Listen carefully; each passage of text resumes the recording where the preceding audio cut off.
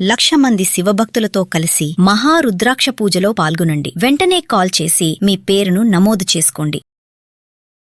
నమస్తే, welcome back to Suman TV. Present మనతో పాటు ఉన్నారు ఎక్స్ పోలీస్ ఆఫీసర్ రెడ్డన్న గారు. నమస్తే సార్. నమస్కారం అండి. సార్, ఏపీ కృష్ణలంకకు చెందిన రౌడీ షీటర్, రౌడీ షీటర్ అనొచ్చో లేదో మరి, rowdy sheeter Sai Krishna lockup death case ఇప్పుడు సంచలనంగా మారింది. అసలు ఏం సార్, మరి కొట్టారంటున్నారు, పోలీసులు చంపేశారని చెప్పి ఫ్యామిలీ కూడా ఆరోపిస్తుంది. బాగా కొట్టారు, 3rd డిగ్రీ కూడా ఉపయోగించారు అని చెప్పి కూడా ఫ్యామిలీ ఆరోపిస్తుంది. సార్, ఈ లాకప్ డెత్, 3rd డిగ్రీ ఇవి అంటారు కదా, అసలు లాకప్ డెత్ అంటే ఏంటి సార్? అసలు లాకప్లో పోలీసుల చిత్రహింసల వల్ల చనిపోయిన దాన్ని లాకప్ డెత్ అంటారు. కొన్ని సందర్భాల్లో ఏమి కాకుండా పోలీస్ స్టేషన్లోకి తీసుకొచ్చి వేస్తే ఆ భయంతోనే చచ్చిపోయిన వాళ్ళు ఉన్నారు. టెన్షన్ వల్ల భయంతో నీ సంగతి చూస్తాను రా అని చెప్తే చనిపోయిన వాళ్ళు అట్లా జరిగిన సందర్భాలు ఉన్నాయి. ఇది కర్నూలులో జరిగింది.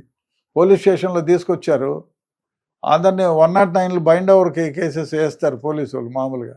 ఆ రైల్వే స్టేషన్లో ఉంటే పట్టుకొచ్చి అందరినీ వేసినారు. పొద్దున్నే 109 కేసులు. ఆ ముందు కాలం ఉండేది, ఇప్పుడు లేవనుకోండి, చాలా తక్కువ. అక్కడ పెడితే ఓ ముసలోడు చనిపోయాడు. చనిపోతే దాన్ని లాకప్ డెత్ కింద ఎఫ్ఐఆర్ కట్టాల్సి వచ్చింది.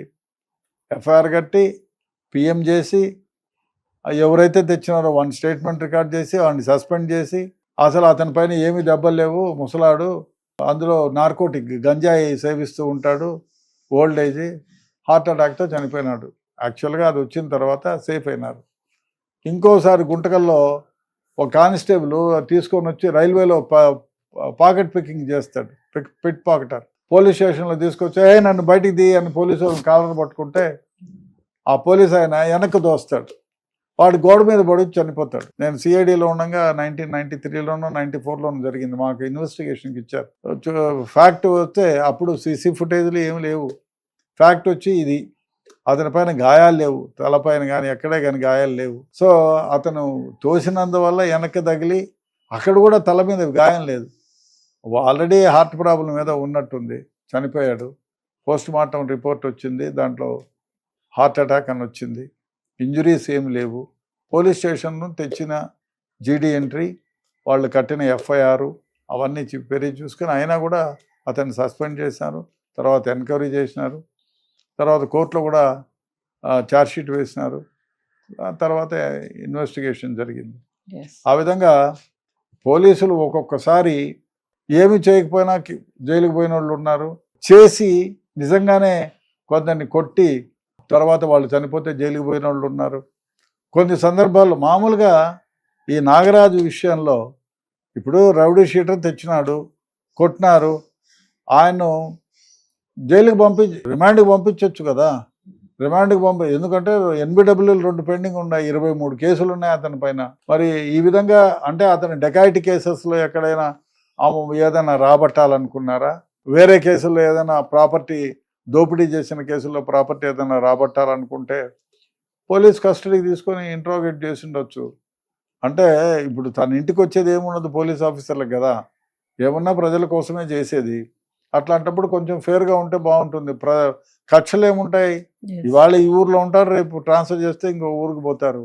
కాబట్టి ఎవరైనా పోలీసులు ఇప్పుడు ఇది ఎంతవరకు పోతుందంటే, ఈ ఇన్స్పెక్టర్ నాగరాజుని అరెస్ట్ చేస్తారు, జైలుకి పంపిస్తారు, ఆ తర్వాత అతనికి పోస్టింగ్ ఇవ్వరు, ఆ తర్వాత జైలు శిక్ష ఖరారైతే 10 ఏళ్ళు జైలు శిక్ష రావచ్చు, లేదా స్క్రీనింగ్ ఆఫ్ అఫెన్స్ కింద అదేదో చేస్తే ఇతనికి మన తమిళనాడులో లాగా శిక్ష వేయచ్చు. కాబట్టి ఇన్వెస్టిగేషన్ చేసేటప్పుడు పోలీసులు ఎవరినైనా ఇట్లా అరెస్ట్ చేసి తీసుకొచ్చినప్పుడు పర్సనల్గా ఏది తీసుకోకూడదు. తీసుకోకుండా చట్ట ప్రకారం చట్టపరిధిలో అతన్ని అరెస్ట్ చేసి రిమాండ్కి పంపించుంటే బాగుండేది. చట్టాన్ని తన చేతిలోకి తీసుకుంటే డెఫినెట్గా ఇట్లాంటివే జరుగుతాయి. ఎంత పోలీస్ ఆఫీసర్ అయినా చట్టాన్ని తమ చేతిలోకి తీసుకోవడం తప్పు. అతను నేరగాడే, రౌడీ షీట్ ఉంది, 23 కేసులు ఉన్నాయి, ఎన్బిడబ్ల్యూలు పెండింగ్ ఉన్నాయి, is wanted criminal in money cases. అయినా కూడా అతన్ని మీరు హింసించాల్సిన అవసరం ఏం లేదు. ఇంకో ఏదైతే కేసులు ఉంటే ఆ కేసులు పెట్టచ్చు, జైలుకి పంపించవచ్చు, బెయిల్ రాకుండా వాదించవచ్చు, జైల్లోనే ఉండేటట్టు చేయొచ్చు. అంతేగాని పోలీసులు కొట్టి ఒకవేళ తగలరాని చోట తగిలి చనిపోయి ఉన్నాడు అనుకోండి, అప్పుడు ఇప్పుడు జరిగింది ఎంత ఇది ఆ ఫ్యామిలీ, పోలీస్ ఆఫీసర్ ఫ్యామిలీ అంతా సర్వనాశనం అయిపోతుంది కదా. అది గుర్తెరగాలి. ఇప్పుడు ఇటువంటి ఎవరు చేసినా తప్పే. పోలీస్ ఆఫీసర్ చేసినా, ఇప్పుడు పోలీస్ ఆఫీసర్ కొట్టి మర్డర్ చేస్తే అతని పేరు మర్డర్ కేసు ఎఫ్ఐఆర్ కడతారు. కాబట్టి పోలీసులు చేసినా తప్పే, పబ్లిక్ చేసినా తప్పే. కాబట్టి ఇటువంటి కేసుల్లో పోలీసులు జాగ్రత్తగా ఉండాలి. సార్ మరి థర్డ్ డిగ్రీ అంటే సార్? థర్డ్ డిగ్రీ అంటే ఏం లేదు, ఎక్కడైనా పోలీసులు పోలీస్ స్టేషన్లో కానీ ఇందాక లాడ్జ్లోకి తీసుకెళ్ళి కొట్టారంటారు, కొట్టేదాన్ని థర్డ్ డిగ్రీ అంటారు. థర్డ్ డిగ్రీ అంటే కొట్టడం, ఇంక వేరే ఏం లేదు. మనం సినిమాలో చూస్తూ ఉంటాం సార్, థర్డ్ డిగ్రీ ఉపయోగించారు అని చెప్పేసి అంటా ఉంటారు. థర్డ్ డిగ్రీ అంటే కొట్టడం అంతే, అంతకు మించి ఏం లేదు. తనటం, కొట్టడం, దీన్నే థర్డ్ డిగ్రీ అంటారు. అంటే థర్డ్ డిగ్రీ చేసేటప్పుడు చనిపోతారా సార్? చనిపోయిన సందర్భాలు ఉన్నాయా? చాలా ఉన్నాయి. అంటే అంత దారుణంగా కొడతారు? దారుణంగా కొట్టవు. కొందరికి ఇప్పుడు ఫియర్, భయంతో, ఇప్పుడు ఆల్రెడీ వాడికి హార్ట్ ప్రాబ్లం ఉంది, సిగరెట్లు.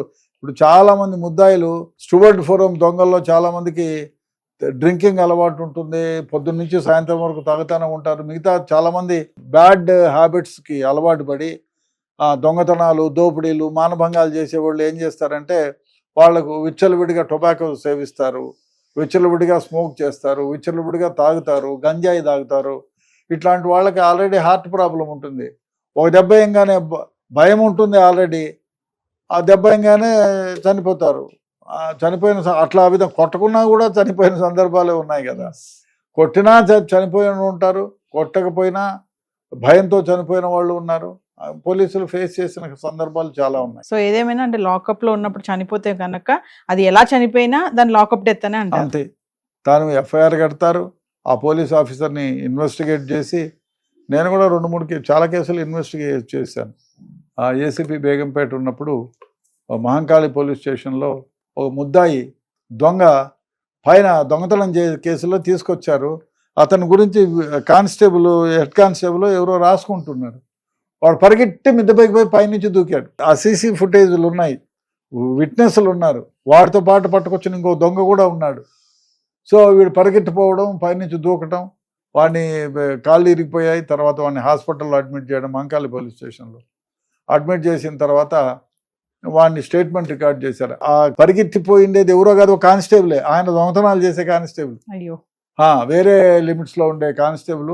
అతను పోలీసులకు భయపడి ఏదో పైకి పరిగెట్టిపోయి పరుగు పోతుందని, అతను పోలీసులకు తెలీదు దొంగతనం కేసులో ఉన్నాడు, ఇన్వాల్వ్ అయినాడని చెప్తే తీసుకొచ్చారు. ఇదే హైదరాబాద్లో మహంకాళి పోలీసులు తీసుకొచ్చి అతని గురించి రాసుకుంటున్నారు. ఏమైనా ఈ స్కూటర్లో ఎన్ని దొంగతనం చేసినా ఏమీ. ఆ ఏఆర్ కానిస్టేబుల్ అనుకుంటా.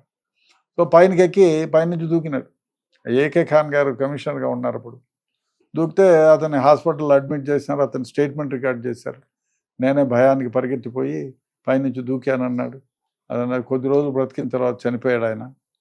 ఆ విధంగా చెప్పలేము. Thank you sir.